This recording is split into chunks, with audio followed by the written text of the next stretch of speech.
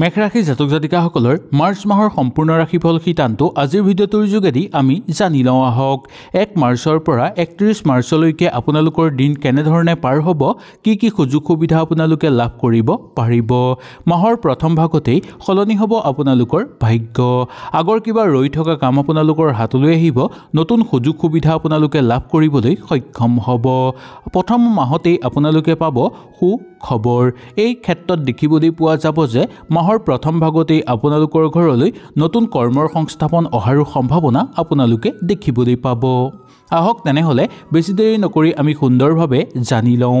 যদি ভিডিঅ'টো ভাল লাগে লাইক এটা কৰি আমাৰ মনোবল বঢ়াব আৰু আপোনালোকৰ বন্ধুবৰ্গৰ লগত শ্বেয়াৰ কৰি তেওঁলোককো উপকৃত কৰিব। মাৰ্চ মাহত মেঘ ৰাশি জাতক জাতিকাসকলৰ উৎকণ্ঠা বৃদ্ধি পোৱাৰ সম্ভাৱনা দেখিবলৈ পোৱা যাব। কিবা উৎসৱৰ লগত আপোনালোকে জড়িত হৈ আনন্দিত অনুভৱ কৰাৰো সম্ভাৱনা আপোনালোকৰ দেখিবলৈ পোৱা যায়। মাৰ্চ মাহত যদি কিবা আপোনালোকে পৰিকল্পনা কৰে তেনেহ'লে সেই পৰিকল্পনা আপোনালোকৰ ধুনীয়াকৈ পাৰ হ'ব আৰু সেই পৰিকল্পনা সিদ্ধি কৰাৰ ক্ষেত্ৰত আপোনালোকৰ ঘৰৰ মানুহে নাইবা পৰিয়ালবৰ্গৰ আপোনালোকক সহায় সহযোগিতা কৰা দেখিবলৈ পোৱা যাব।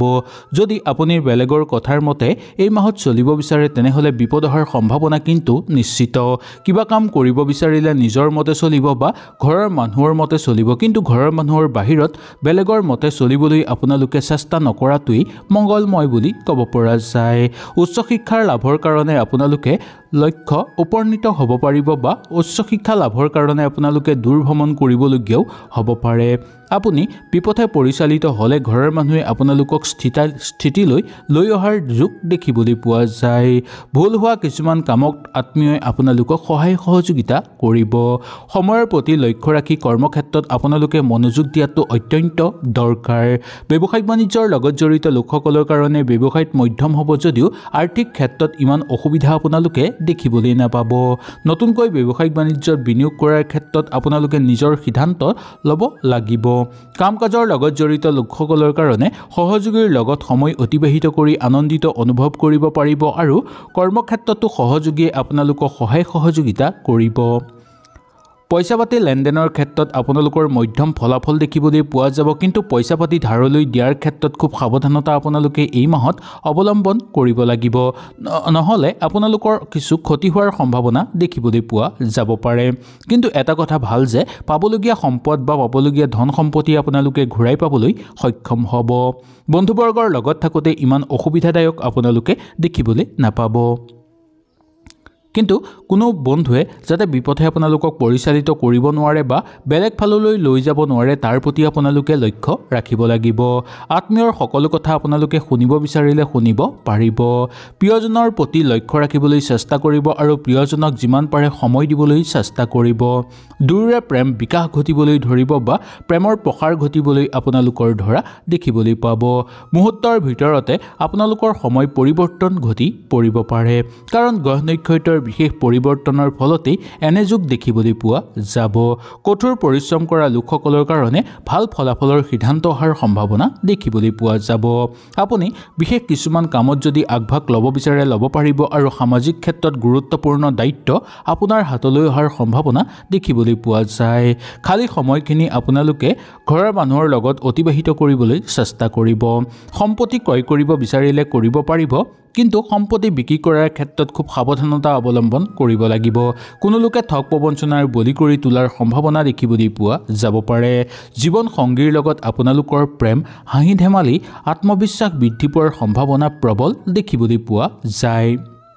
মেঘ ৰাশি জাতক জাতিকাসকলৰ মাৰ্চ মাহত আপোনালোকে নতুনকৈ ঘৰলৈ মূল্যৱান সম্পদ কিনিব বিচাৰিলে সুন্দৰভাৱে কিনিব পাৰিব আৰু সেই মূল্যৱান বস্তু কিনাৰ ফলত ঘৰৰ পৰিৱেশ পবিত্ৰ হৈ পৰাৰো যোগ দেখিবলৈ পোৱা যাব।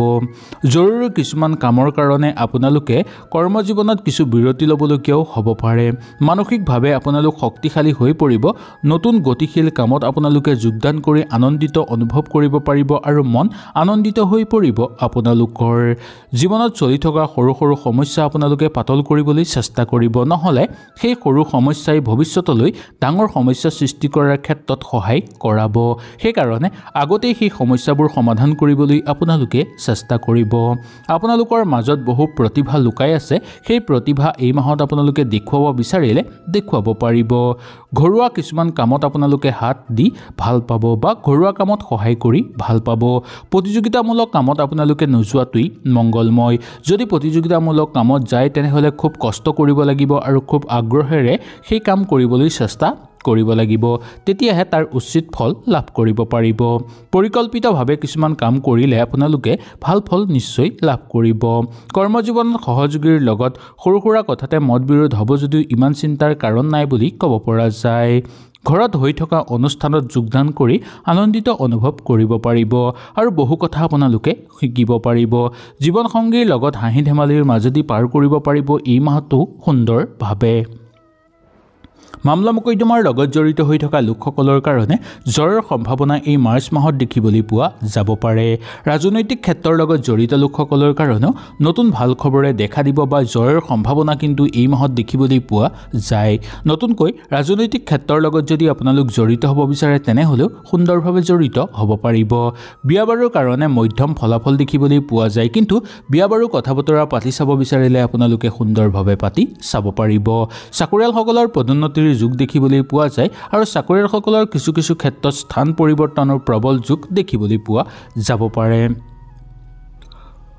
শৰীৰ মধ্যম হিচাপে পাৰ হ'ব, কিন্তু খোৱা বোৱাৰ ক্ষেত্ৰত অকণমান সাৱধানতা আপোনালোকে অৱলম্বন কৰিলে বেয়া নহ'ব। পিতৃ মাতৃ স্বাস্থ্যৰ মধ্যম হিচাপে পাৰ হোৱা দেখিবলৈ পোৱা যাব। মনটো আপোনালোকৰ আশাবাদী হৈ পৰিব, কিবা এটা পোৱাৰ আশা আপোনালোকৰ মনত পুহ গৈ থকা দেখিবলৈ পোৱা যাব। সেইকাৰণে কিবা এটা যদি আপোনালোকৰ আশা আছে সেই আশাটো কিছু ক্ষেত্ৰত পূৰ্ণ হৈ পৰাৰো প্ৰবল সম্ভাৱনা দেখিবলৈ পোৱা যায়। এই মাহত আপোনালোকৰ উচ্চাকাংক্ষা বৃদ্ধি পাবলৈ ধৰিব। কথা সামাজিক ক্ষেত্ৰত কওঁতে অলপ সংযম হ'ব লাগিব। কথাৰ খেলিমেলি হোৱাৰ কাৰণে যাতে সামাজিক ক্ষেত্ৰত মান সন্মান আপোনালোকৰ হানি হৈ নপৰে তাৰ প্ৰতি আপোনালোকে বিশেষকৈ লক্ষ্য ৰাখিব লাগিব। কাৰোবাক আপোনালোকে কথা কওঁতে সেইকাৰণে খুব সাৱধানতা অৱলম্বন কৰিব। ঘৰলৈ অৰ্থ লাভৰ প্ৰবল যোগ দেখিবলৈ পোৱা যাব। প্ৰচুৰ পৰিমাণে ঘৰত অৰ্থৰ আগমন হ'বলৈ ধৰিব, যাৰ ফলত আপোনালোকৰ মন কিছু পৰিমাণে শান্তি হৈ পৰিব বা মানসিক চাপ কিছু পৰিমাণে দূৰ হৈ পৰাৰ সম্ভাৱনা দেখিবলৈ পোৱা যাব পাৰে। আত্মীয়ৰ পৰা কিবা এটা লৈ আপোনালোকে আনন্দিত অনুভৱ কৰিব পাৰিব। শিক্ষাৰ লগত জড়িত লোকসকলৰ কাৰণেও আত্মবিশ্বাস বৃদ্ধি পাবলৈ ধৰিব, তথাপিও শিক্ষাৰ প্ৰতি অকণমান যত্নপৰ আপোনালোকে হ'ব পাৰিব।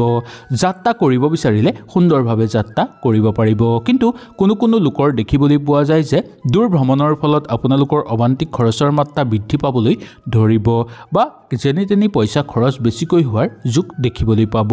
নিবনুৱাসকলৰ কাৰণে আশাৰ বতৰা লৈ আহিব। নিবনুৱাসকলে অকণমান কষ্ট কৰিলে আপোনালোকে মনে বিচৰা কৰ্ম লাভ কৰিবলৈ সক্ষম হ'ব। পোহনীয়া জীৱ জন্তু যদি এই মাহত আপোনালোকে ঘৰলৈ আনিব বিচাৰে তেনেহ'লেও সুন্দৰভাৱে আনিব পাৰিব আৰু সঠিকভাৱে তেওঁলোকক প্ৰতিপালনো কৰিব পাৰিব। ইয়াৰ পিছত ক'ব লাগিব যে এই মাহৰ সম্পূৰ্ণ বিৱৰণৰ কথা। এই মাহৰ আপোনালোকৰ শুভ সংখ্যা হ'ব 2, শুভ ৰং হ'ব বগা। এই মাহত স্বাস্থ্যৰ আপোনালোকৰ মধ্যম হিচাপে পাৰ হ'ব যদিও স্বাস্থ্যৰ প্ৰতি আপোনালোকে একেবাৰে অৱজ্ঞা নকৰিব। ধন সম্পত্তিৰ ক্ষেত্ৰত কিন্তু মাহটো অত্যন্ত শুভ দেখিবলৈ পোৱা যায়। প্ৰচুৰ পৰিমাণে ধন লাভ হ'ব আৰু ধন অহাৰ বাট আপোনালোকৰ মুকলি হৈ পৰিব। পৰিয়ালবৰ্গৰ লগত থাকিও ইমান আপোনালোকে অসুবিধা নাপাব। প্ৰেমৰ ক্ষেত্ৰত শুভই দেখিবলৈ পোৱা যায়। হাঁহি ধেমালি আৰু প্ৰেম বৃদ্ধি পাবলৈ ধৰিব আপোনালোকৰ। চাকৰি বাকৰি কৰা লোকসকলৰ স্থান পৰিৱৰ্তন ঘটিব পাৰে বা আপোনালোকৰ দৰমহা বৃদ্ধি পোৱাৰ সম্ভাৱনাও দেখিবলৈ পোৱা যায়। বৈবাহিক জীৱনত আনন্দময় পৰিৱেশ বিৰাজ হোৱা আপোনালোকে সুন্দৰভাৱে দেখিবলৈ পাব। কিবা যদি নতুন আঁচনিৰ লগত আপোনালোক জড়িত হ'ব বিচাৰে তেনেহ'লে এই মাহত সুন্দৰভাৱে জড়িত হ'ব পৰাৰো প্ৰবল যোগ দেখিবলৈ পোৱা যায়। হয়তো এই ভিডিঅ'টোৰ যোগেদি আপোনালোকে সুন্দৰভাৱে বুজি পালে। যদি কিবা অসুবিধা পালে নিশ্চয় মোক তলত কমেণ্ট কৰি জনাব। তেনেহ'লে আজিলৈ আপোনালোকৰ ওচৰৰ পৰা বিদায় লৈছোঁ। কালিলৈ পুনৰ আপোনালোকক লগ পোৱাৰ প্ৰতিশ্ৰুতিৰে আজিলৈ নমস্কাৰ।